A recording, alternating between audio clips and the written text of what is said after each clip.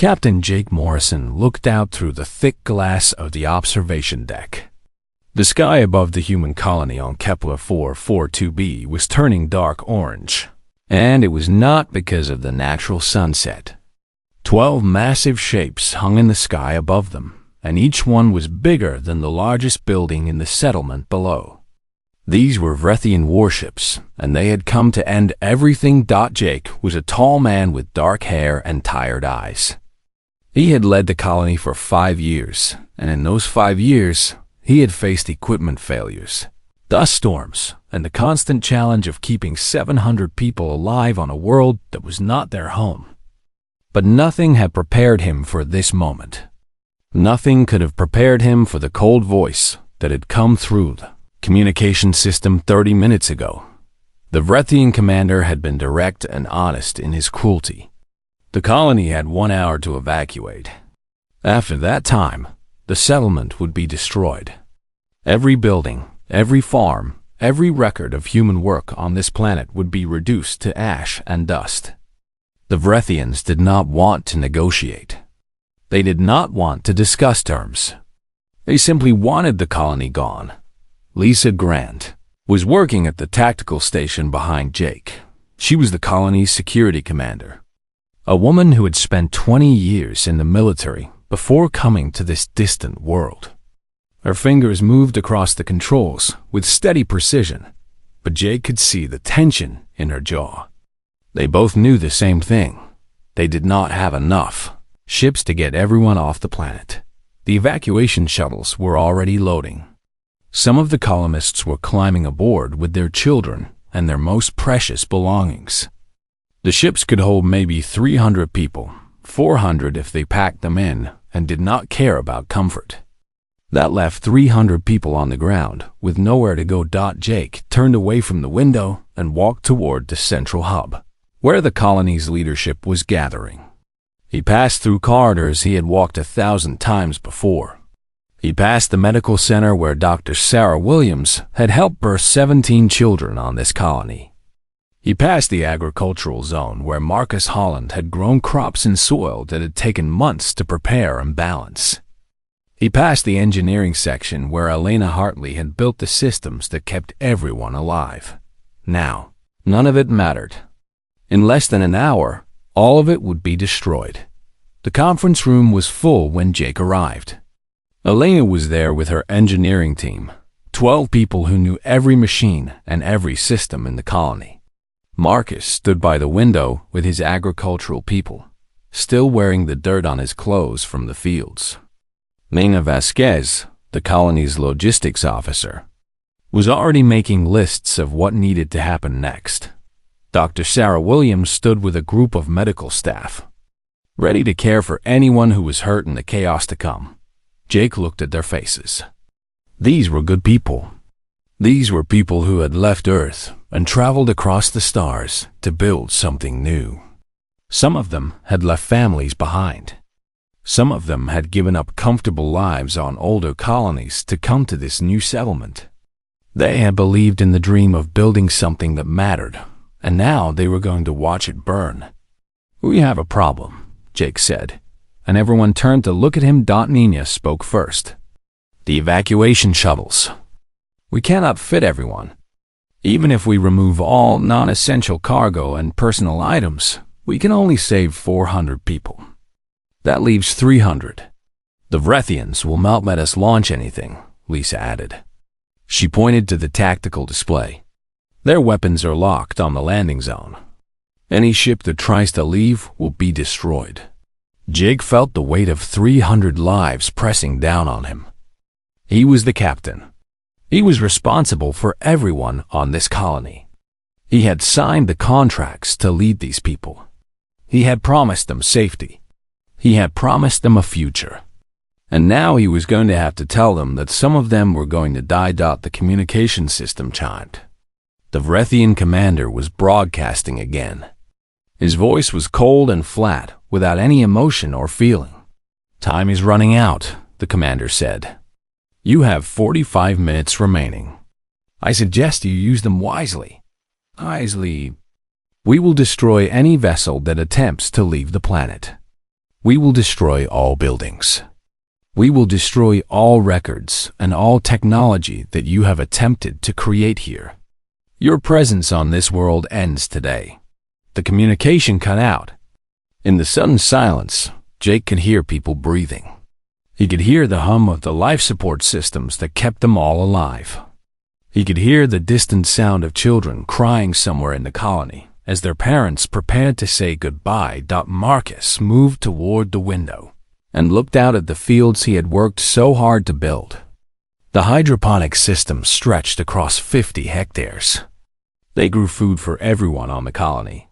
He had calculated the soil balance, selected the crop varieties, planned every detail of where water would flow and how plants would grow. It had taken 3 years of work. What do we do? Marcus asked, not looking away from his fields. Jake did not have an answer yet. He was a soldier and a leader, but he was not a miracle worker. He could not fight 12 warships with the resources they had. He could not find ships to rescue everyone when none existed. He could not bargain with aliens who had made it clear they would not listen to any offer. But then Elena turned away from the window, and her eyes were not filled with despair. Instead, they were filled with something else. They were filled with the same look that Jake had seen in her eyes many times before, whenever a system failed and she had to think of something new. They were filled with the look of an engineer who was refusing to accept that something was impossible. How much time did they say? Elena asked. 45 minutes, Lisa replied. Maybe 43 now. That is not much time, Elena said, and a small smile appeared on her face. But I think I know what we can do. Jake turned to look at her, and for the first time since the Rethian ships had appeared in the sky, he felt something shift inside him. It was not hope exactly, but it was something close to it. It was the feeling that maybe, just maybe, they had a chance to do something more than just survive. Tell me, Jake said. And he meant those 2 words with everything inside him.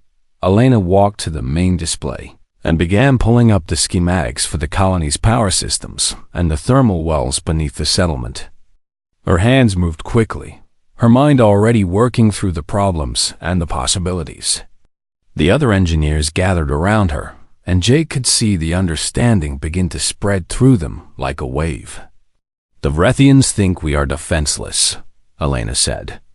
They think we will surrender because we have no choice. But they are measuring our strength the wrong way. They are looking for weapons and armor and military power. They are not looking for something more dangerous than any of those things. They are not looking for human creativity. They are not looking for a human refusal to accept defeat. Jake felt something change inside him. Fear was still there, but it was being joined by something else. Determination. The knowledge that even though the odds were terrible, even though they were facing ships that could destroy them with a single shot, his people had something that the Rethians did not have. They had the ability to think. They had the ability to improvise. They had the ability to work together and create something that no alien could predict. Tell us everything, Jake said. We have 43 minutes.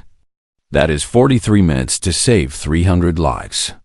Elena nodded and began to speak, her voice filling the room with words of thermal energy and redirected power, with plans that were so crazy they might actually work. Outside, the Rethian ships waited in orbit, expecting surrender. They had no idea what was about to happen. They had no idea what human determination could accomplish when the alternative was death.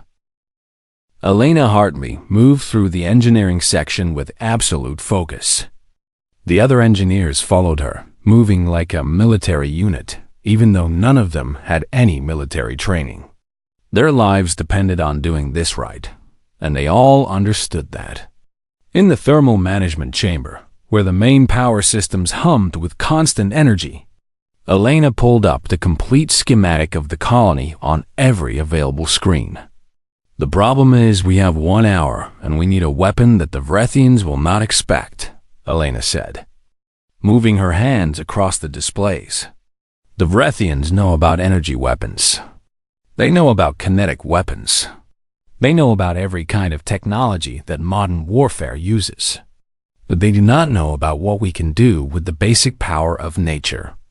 Marcus Webb was the youngest of her engineering team, only 28 years old, with sharp eyes and a brilliant mind for systems design. He stared at the schematics Elena was pulling up, and his expression changed from confusion to understanding. "The thermal wells," Marcus said, pointing at the diagram. "You want to use the geothermal energy from below the planet. But that is passive energy. It flows slowly. It cannot be weaponized." "Not normally," Elena agreed. She turned to face her team, and her face was serious and focused. "But what if we changed that? What if we took the thermal energy from the wells and combined it with our power systems? What if we redirected all available electrical power from every non-essential system and routed it through a single amplification circuit that we build right now?" The senior engineer on Elena's team was a man named Stephen Park. He had 40 years of engineering experience and had worked on the construction of 3 different space colonies before coming to Kepler 442b. He was not a young man, but his mind was sharp and his understanding of systems was deep. "The power surge would be enormous," Stephen said, his voice measured and calm. "The surges would destabilize every shield generator we have. The circuit would burn out in seconds. Maybe 3 seconds. Maybe 5 at most." "Yes," Elena agreed without hesitation. "But for those seconds, we can channel that energy into something else. We can create something that the Vrethians will not be prepared to defend against." Elena pointed to the underground map of the thermal wells. The colony sat above a region of intense geothermal activity. 2 kilometers below the surface, hot water and steam flowed through massive caverns and channels in the rock. For 3 years, the colony had used this passive geothermal energy to maintain the temperature of the settlement and generate basic power. "We are going to turn the thermal wells into a pump," Elena explained. "We are going to use the electrical power to force the water up faster than it would naturally rise. We are going to combine that with wind dispersal systems to create something that the Vrethians cannot defend against." David Chun, one of the thermal specialists, shook his head. "Even if we succeed in pumping the water faster, it is just water. How does water protect us from warships?" Elena's face hardened. "Not water. Energy. Thermal energy moving at high velocity. We are going to create a thermal vortex. A column of superheated air and water vapor that will rise from the ground into the atmosphere. The Vrethians expect to destroy fixed targets. They do not expect a moving wall of thermal energy that changes location and strength based on where their ships move." The room fell silent for a moment as everyone processed what Elena was describing. It was ambitious. It was dangerous. It was something that no colony had ever attempted before. "We need to start now," Elena said. "We have less than 40 minutes. Stephen, I need you to coordinate the power routing. We need to pull electrical systems from everywhere that is not critical for life support. I need every kilowatt we can generate flowing into new circuits that we build in the next 30 minutes. Stephen was already moving, making notes and coordinating with his team. Elena turned to Marcus. "I need you to work with the environmental systems team," she said. "We need the pump systems operational in 20 minutes. The thermal wells need to be ready to deliver water at twice their normal rate." Marcus nodded and left the room, already speaking into his communication device. Elena looked at David. "The wind systems. We need them reconfigured to work with the thermal column. Can you do it?" "I can try," David said, and Elena appreciated his honesty. She did not want false confidence. "Try harder," Elena said. "We need this to work." While Elena was organizing the engineering response, other parts of the colony were already mobilizing. Jake had called Nina and asked her to do something different. Instead of preparing the evacuation shuttles for launch, he needed her to organize the people into groups and move them to specific locations below the colony. Nina was already in motion. She was telling people the plan, and she was doing it with confidence and certainty, even though she had only learned about it 5 minutes earlier. She was moving 300 people into the deeper underground sections of the colony, into the thermal access tunnels and the maintenance areas, into any place that was below ground level and protected from surface weapons. Children cried. Parents held them close. But people were moving because Nina was moving, because Captain Jake Morrison had said it would work, because they had no other choice, and they had to believe that their leaders knew something they did not. Marcus Holland was in the agricultural zone with his team. He was already understanding what Jake needed him to do. The hydroponic systems that spread across 50 hectares were not just for food production. They were an interconnected network of pipes and water channels. Marcus was working with his team to redirect the system, to create pathways that the geothermal energy could flow through, to transform the agricultural zone into part of Elena's plan. Back in the engineering section, Elena was making calculations in her head. They needed to create a column of thermal energy that would reach at least 2 kilometers into the air. They needed it to be strong enough to affect the Vrethian ships, but controlled enough that it would not destroy the colony itself. They needed it to work the first time, because they would not get a second chance. 35 minutes remained when Elena finished the last of the calculations. The plan was possible. It was barely possible, and it depended on everything working perfectly at the same time. But it was possible. Elena moved through the engineering section, checking each station, confirming that every person understood their role. Stephen was rerouting power through circuits that had never been tested at this level of energy. David was coordinating with the wind systems team to position the dispersal units. Marcus was confirming that the water pathways through the agricultural zone were ready. At 25 minutes remaining, Jake Morrison contacted Elena over the secure channel. "Is it going to work?" he asked, and Elena could hear the weight of 300 lives in his voice. "No," Elena said, and she said it honestly. "It should not work. Everything in physics suggests that this should fail. But we are going to make it work anyway, because that is what humans do." Jake made a sound that was something between a laugh and a prayer. "When we activate this, I need to broadcast something to the Vrethians," Jake said. "Broadcast what?" Elena asked. "The truth," Jake said. "Tell them that we have got this." Elena smiled slightly. It was the kind of statement that only made sense when you were standing on the edge of destruction with nothing but hope and human determination to save you.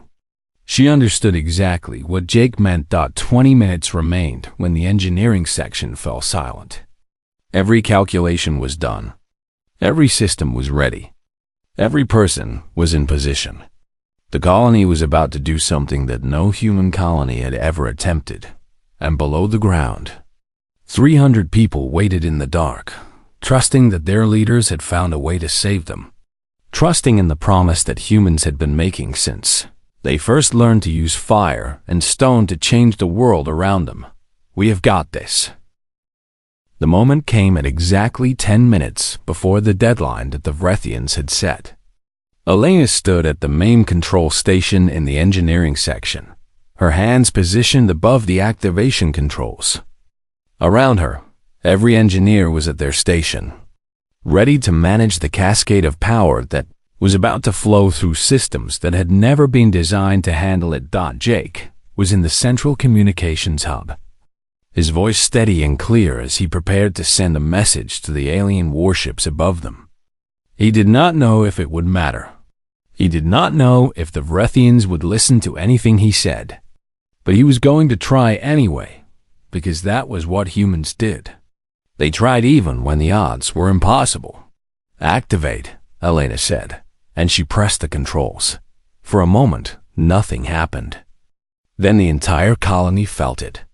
The ground beneath them began to shake, not from an explosion or a strike, but from something rising up from below. The thermal wells, which had been passive and steady for 3 years, suddenly became active and aggressive. Water that had been flowing slowly now rushed upward with tremendous force, driven by electrical power that had never been channeled this way before. The power surge was exactly as dangerous as Stephen Park had calculated. Circuits flashed and burned. Backup systems activated automatically to prevent a complete collapse. Lights throughout the engineering section flickered. For a moment, it seemed like the entire plan was about to fail. But Stephen was already adjusting, already compensating, already making the thousands of small corrections that an engineer with 40 years of experience could make when every second counted. The power surge stabilized. The circuits held. The system continued to push thermal energy upward. In the agricultural zone, Marcus Holland watched as water started moving through the hydroponic pipes at speeds that the system had never been designed to handle. The water moved upward, carrying with it the heat energy that the thermal wells were forcing into it. The pipes began to glow from the heat moving through them.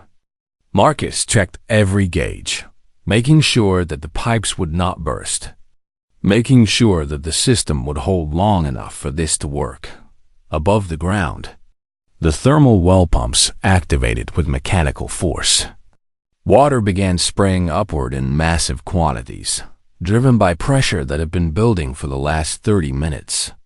The water mixed with the superheated steam that was rising from below. The wind dispersal systems began to work, spreading the steam and hot air, creating a column of thermal energy that extended upward at tremendous velocity. The Vrethian sensors detected the anomaly immediately. Their instruments registered the thermal column, and their computers began calculating what it was and whether it posed a threat. By the time they had finished their calculations, it was too late. The thermal column was already massive, already rising higher, already pushing them upward with force that their shields could barely contain. Jake activated the colony-wide communication system and broadcast to the Vrethian fleet, his voice calm and clear, despite the shaking ground beneath him and the knowledge that they were in the middle of creating a weapon that might destroy their own settlement. "This is Captain Jake Morrison of the human colony," he said. "We have got this. Move your ships now. Move to the western quadrant. The thermal column will guide you away from danger. We are not trying to destroy you. We are creating a corridor for you to escape." The message went out across all frequencies. The Vrethian commander did not respond immediately. For a moment, there was silence, except for the roar of the thermal column and the sound of ships struggling against the thermal pressure that was pushing them upward and away. The nearest Vrethian dreadnought, the one that had been positioned directly above the colony, began to climb. Its shields flared with red and orange colors as they fought against the thermal energy. The ship rose faster and faster, guided by the very column of heat that human hands had created. The other ships followed, one by one, moving toward the western quadrant as Jake had instructed them. Elena maintained absolute focus on the control systems. She could not let the thermal column fail now. She could not let it collapse while the Vrethian ships were still in danger. She was controlling a force of nature, amplifying it, directing it, and the responsibility was absolute and total. One mistake and people would die. One mistake and aliens would be destroyed. One mistake and everything would be chaos. But Elena did not make mistakes. She had learned long ago that engineering was not just about physics and calculations. It was about understanding that every system, no matter how complex, was built on human decisions and human judgment. She made the decision to adjust the thermal column slightly northward. She adjusted it again to create a safe corridor. She adjusted it a third time to guide the last Vrethian ship away from danger. The Vrethian commander's voice came through the communication system for the second time, and the emotion in it was unmistakable even through the translation systems. Shock, awe, confusion. Why? The commander asked, his voice filled with a question that had no easy answer. We came to destroy you. You have weapons that can force us away. Why are you saving us? Jake answered, exhaustion evident in his voice, but certainty in his words. Because that is what humans do. We protect, even those who came to hurt us. That is our real strength. It is not something your weapons can measure. It is not something your calculations can understand. Elena began the shutdown sequence. The thermal column could not be sustained indefinitely. The power systems were already showing signs of critical stress. The thermal wells could not deliver water at this rate for much longer. She had maybe 5 minutes before the entire system would collapse from the strain. 4 minutes into the shutdown sequence, the last Rethian ship cleared the atmosphere and jumped to hyperspace.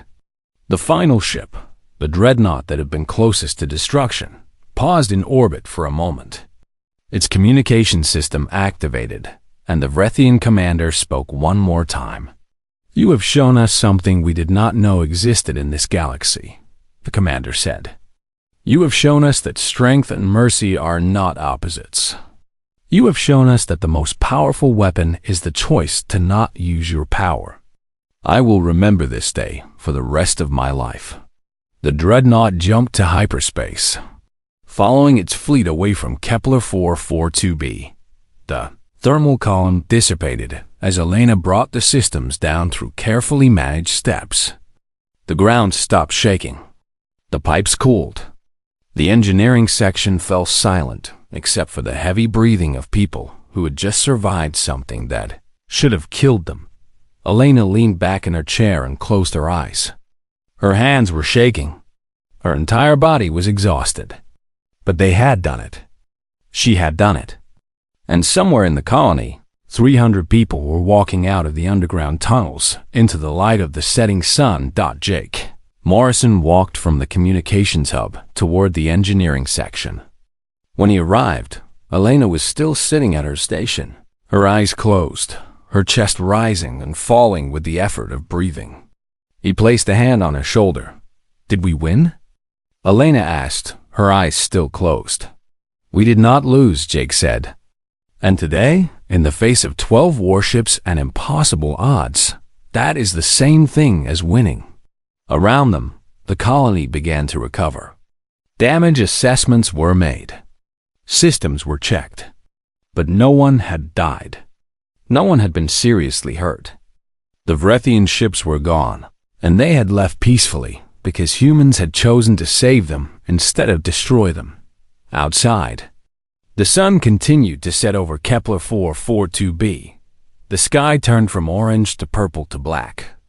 And somewhere in that darkness, 12 Rethian warships were fleeing through space, carrying the story of a species that had weapons but chose to show mercy instead. The story would spread. It would grow. And it would change the way the entire galaxy understood what humans were really capable of doing. The Galactic Council convened in emergency session within 48 hours of the Rethian fleet jumping away from Kepler 442b. 4. The first time in the history of human interaction with the galactic government. They were not gathering to make a decision about humanity's fate. They were gathering to understand humanity itself. The Rethian delegation had requested a formal meeting with the colony's leadership. And Jake Morrison sat in the central conference room with Elena Hartley on his left and Marcus Holland on his right. Nina Vasquez stood near the door, coordinating the stream of messages and requests that were flooding into the colony from across the galaxy. Dr. Sarah Williams was making sure that the colony's systems had stabilized and that everyone was safe. Communication screen activated, and the face of the Vrethian commander appeared for the first time. He was a tall alien with 4 arms and a carapace that shifted colors as he spoke, moving through shades of blue and green as emotion moved through him. His eyes were intelligent and ancient, and they were filled with something that Jake recognized immediately: respect. "I am Commander Vestill," the alien said, his voice no longer cold and mechanical, but filled with warmth and sincerity. "I came to your world intending to prove that my people were supreme. I came intending to show your species that resistance was impossible. And I found something I did not expect. I found beings who possessed the power to destroy me and my entire fleet, and who chose instead to save us." The commander paused, and his carapace shifted to a deeper blue. "My people have traveled the galaxy for 10,000 of your years," the commander continued. "We have encountered civilizations across 1,000 worlds. Some of them were warlike and aggressive. Some of them were peaceful and passive. But I have never encountered a species that was strong enough to fight and wise enough to choose mercy instead. This is why I am requesting that this message be shared with every species in the galactic government." The commander gestured with his upper right arm, and a recording began to play across every communication channel in the galactic network. The recording showed the Vrethian fleet above, Kepler 442b. It showed the thermal column rising from the ground. It showed the Vrethian ships struggling against the thermal pressure. And it showed Jake Morrison's message clearly displayed. Humans were not trying to destroy them. Humans were creating a corridor for them to escape. "You will hear many voices claiming authority in the galaxy," the commander said. "You will hear species claiming that they are the most advanced. You will hear voices claiming that they are the strongest. But let them know that strength without mercy is weakness. Let them know that the humans of Kepler 442b have shown what true power looks like." The message ended, and the silence that followed was absolute. The galactic network fell silent. Every species with the ability to receive the transmission had received it. Every government, every civilization, every leader across the galaxy now knew what had happened on Kepler-442b. The implications began to sink in within hours. The humans had not conquered anyone. They had not taken anything by force. They had simply demonstrated that they could kill their enemies and chose not to. In a galaxy where most conflicts were resolved through military force and domination, this was a revolutionary concept. Messages began arriving at the colony from every corner of the known galaxy. Scientists wanted to study the thermal column technology. They wanted to understand how humans had created something so powerful in such a short time. Engineers wanted to work with Elena Hartley and her team. They wanted to learn the techniques and methods that humans used to build systems under impossible time pressure. Philosophers arrived, asking to study human decision-making processes. They wanted to understand why a species would choose to save their enemies instead of destroying them. They wanted to know if this was something unique to humans, or if it was something that could be cultivated in other species. Artists began creating works celebrating the event. Musicians composed symphonies to commemorate the moment when humans had refused to destroy. Writers created stories and poems about the colony that had faced annihilation and had responded with grace. The Vrethian Empire formally withdrew its claims on human territory. More importantly, they reached out to every species that they had previously dominated or threatened. And they told them the story of Kepler 442b. The story spread like wildfire through every communication network. Every gathering place, every educational institution in the galaxy. Jake sat with Elena in the engineering section, looking at messages from across the galaxy. There was a request for collaboration from the Zephyr Collective, a species of beings made of living crystal and energy. There was a request for cultural exchange from the Teldari, a species of advanced beings who had been hostile to humans just weeks earlier. There was a request for trade agreement from the Kryn Federation, one of the oldest and most powerful governing bodies in the galaxy. What have we done? Elena asked, scrolling through the messages. We have changed the perception of what it means to be human, Jake said. We have shown them that strength is not about weapons or technology. Strength is about having the power to destroy and choosing to build instead. Marcus Holland came into the engineering section with news from the agricultural zone. The crop yields had increased by 40% since the battle. Botanists from 3 different species were requesting to study his methods. They wanted to understand how humans could grow food so efficiently on a world that was not their home. We are going to have visitors, Marcus said, and he was not complaining. Lots of visitors. They want to learn from us. Minia Vasquez entered with her own report. The colony's population had already begun to increase. Humans from other colonies were requesting transfers to Kepler 442b. They had heard the story of what had happened here, and they wanted to be part of a community that had proven something important about human nature. Within a week, the colony had doubled its population. Within 2 weeks, it had tripled. Ships began arriving from every direction, bringing humans who wanted to live on a world where their species had made a stand and had emerged not as conquerors, but as teachers of mercy. A delegation from the Galactic Council itself arrived on a diplomatic vessel. They came with gifts and with offers of assistance. They came to formally recognize Kepler 442b as a heritage site in human history. They came to offer human colonists the opportunity to participate in the galactic government in a way that no species had been offered before. Jake met with the council delegation in the conference room. The lead diplomat was a being made of crystalline material, beautiful and complex in structure. Her name was Shellar, and she spoke with the weight of 10,000 years of galactic diplomacy behind her words. Your species has done something remarkable, Shellar said. You have shown every civilization in this galaxy that might does not have to equal right. You have shown that wisdom can be more powerful than weapons. And you have created a moment in galactic history that will be remembered for 10,000 years to come. Shellar gestured toward the document she had brought with her.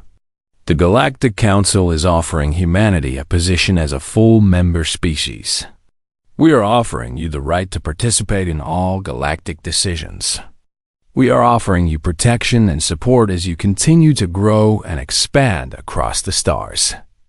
But more importantly, we are offering you something deeper. We are offering you the recognition that your species is now understood to be a beacon for what civilization can become when strength is combined with wisdom.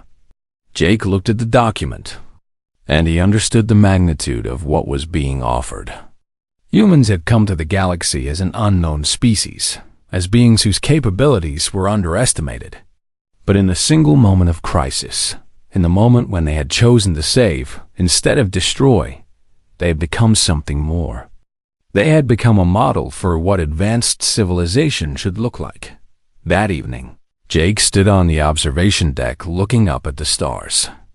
The sky was no longer threatening. It was filled with possibility. Ships moved between colonies and trade posts. Communication networks connected humanity to species across the galaxy. And somewhere out in that darkness, other humans were hearing the story of what had happened here and were beginning to dream of what their species might accomplish. Elena joined him at the window, and together they looked out at the universe that had suddenly opened up to them. Did you believe it would work? Elena asked. No, Jake said, and he was honest. But I believed in you. I believed in your ability to think of something that no one else could imagine. And I believed that when humans are faced with impossible choices, we do not always choose the path that anyone else would predict. Elena nodded. The colony would recover. It would grow.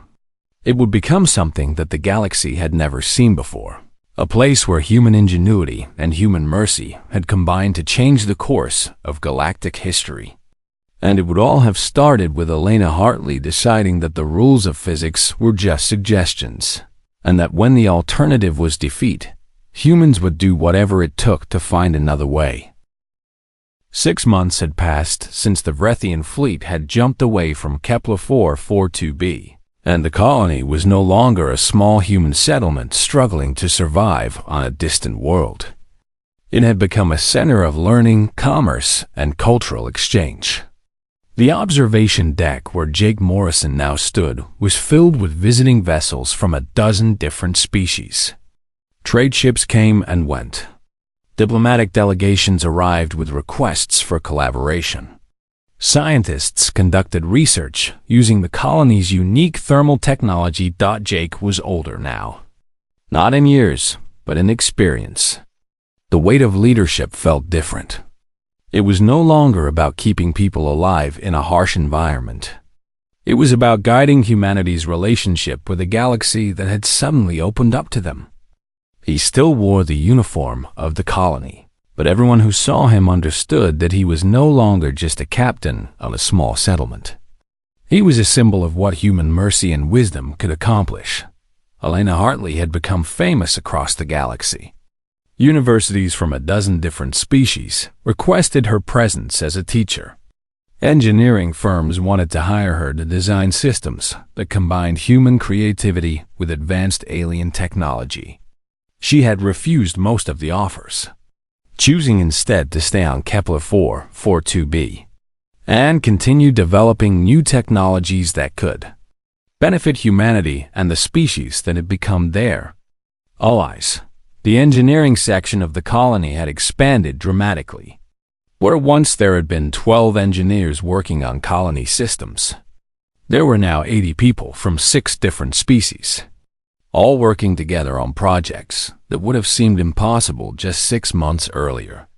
Elena was training the next generation of engineers, teaching them the most important lesson she had learned. When faced with the impossible, the solution is not always found in the information you have. Sometimes the solution is found in the willingness to try something that should not work. Marcus Holland stood in the expanded agricultural zone, looking at fields that had grown beyond anything he had imagined when he first arrived on Kepler 442b. The hydroponic systems now stretched across more than 200 hectares. Food production had increased by a factor of 10. And more importantly, Marcus had discovered something unexpected. The alien species that had visited the colony wanted to learn his techniques. They wanted to understand how humans could grow such abundant food on a world that was not their home. A delegation from the Zephyr Collective had established a research station in one of the new agricultural sectors. They were studying the intersection between human farming techniques and their own crystalline biology, trying to discover new ways to grow food that could sustain their people. Marcus was teaching them, and they were teaching him. It was collaboration at its finest. Mina Vasquez had become the colony's director of external relations. Her job was no longer simply to move supplies and organize evacuations. Now she was coordinating between humans and alien species, making sure that the exchange of knowledge and goods flowed smoothly. She had discovered that she had a talent for understanding what different species needed and finding ways to meet those needs. It was diplomatic work, and it was important work. Dr. Sarah Williams had expanded the medical center into a full research hospital. She was working with Teldari healers to understand the differences in human and alien biology. She was collaborating with Kryn doctors on surgical techniques that could be used across species barriers. She was training new medical personnel from every corner of the galaxy. The message that Jake had broadcast that day had continued to resonate. We have got this. It had become a rallying cry, a philosophy, a way of understanding what humans could accomplish when they refused to accept defeat. The story of Kepler 442b had spread so far that children on colonies 50 light-years away were being told the story before they went to sleep. They were learning that their species had done something remarkable. They were learning that strength and mercy could exist in the same moment.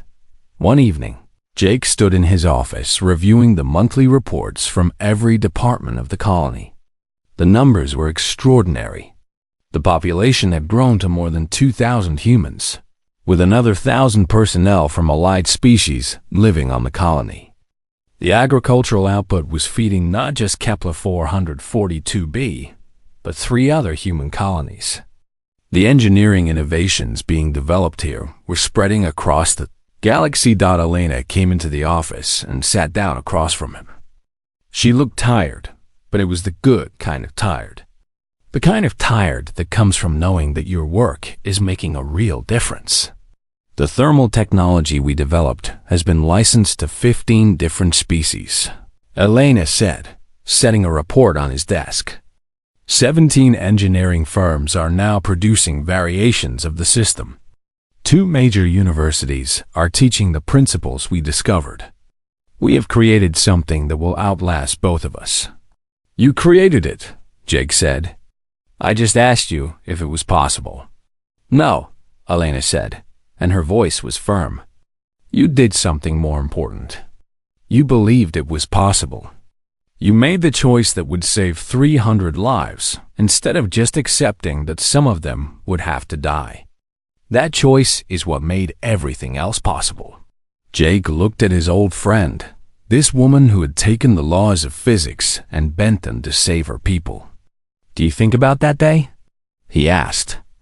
Do you think about how close we came to losing everything? Every day, Elena said honestly. Every day I think about how one small choice to create something instead of accepting defeat changed everything. I think about how the Vrethians came here expecting to conquer us, and instead they learned something from us. I think about how mercy turned out to be the most powerful weapon we had. That night, Jake walked through the colony. He walked past the expanded housing sectors where humans and aliens lived side by side. He walked past the research centers where scientists from different species worked together on problems that mattered. He walked past the schools where human children played with children from the Zephyr Collective. He walked past the markets where food and goods from a dozen worlds were exchanged freely. When he reached the observation deck, he found himself looking up at the stars again. But this time, those stars were not threatening. This time, they represented possibility. Somewhere out in that darkness, other humans were building their own settlements, creating their own lives, pursuing their own dreams. And they all carried with them the knowledge that their species had stood at the edge of destruction and had chosen a different path. The message from the Vrethian commander had become famous. It was quoted in every educational system in the galaxy. It was carved into monuments. It was repeated in philosophical discussions. But it was the human response that mattered most. We have got this. Not because we have weapons. Not because we are the strongest. But because we choose to believe in ourselves even when everything suggests we should not. Marcus Holland joined Jake on the observation deck, and together they looked out at the colony they had saved. The settlement that should have been destroyed was now a beacon for what civilization could become when strength was combined with wisdom. Do you ever regret it? Marcus asked. Pushing back against the Vrethians instead of just evacuating? No, Jake said without hesitation. We learned something that day. We learned that humans are capable of more than we usually believe. We learned that when we are forced to choose between accepting defeat and finding a different way, we will always find that different way. The sun was setting over Kepler 442b, painting the sky in brilliant shades of orange and purple and crimson. Ships moved through the atmosphere, bringing goods and people and knowledge from across the galaxy. The colony's lights began to shine as the darkness grew. And somewhere in that light and darkness, the message that had started it all continued to resonate. We've got this.